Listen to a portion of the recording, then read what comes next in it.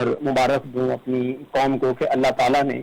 हमें बड़ा सुरखरू किया और जिस तरीके से हमने अपना डिफेंस किया, ना सिर्फ डिफेंस किया बल्कि मुंह तोड़ जवाब दिया, उसकी मिसाल बिल्कुल पूरी दुनिया में नहीं मिलती। और मैं इसे ये कहूंगा कि ये जो एक बड़ी शॉर्ट और बड़ी इंटेंसिव जो डॉग फाइट हुई और लड़ाई हुई, ये सिर्फ अब मामला पाकिस्तान और इंडिया का नहीं है, ये एक इंटरनेशनल बन चुका है। यहाँ पे एक टेस्ट हुई है इंटरनेशनल टेक्नोलॉजी और ये एक डोमिनेंस की बात है। जो नेबरिंग कंट्रीज होते हैं और खास तौर पर वो कंट्री जो ग्रो कर रहे हो और खास तौर पर वो कंट्री जिनकी मतलब कि स्ट्रेटेजिक लोकेशन ऐसी हो और जिनका इंसार दूसरे कंट्री से हो, वहां पे वो गुजर के तजारत करते हो, उनकी एयर स्पेस इस्तेमाल करते हो, उन जैसे नेबर कंट्री के साथ अगर आप अग्रेसिवली कुछ भी काम करते हैं तो डेफिनेटली आपको इकोनॉमिकली, मैं पॉलिटिकली की नहीं बात कर रहा, मैं मिलिट्री लिहाज से नहीं बात कर रहा, उसकी इकोनॉमिक जो सिग्निफिकेंस है या इकोनॉमिक लॉसेज है वो बहुत ज्यादा है।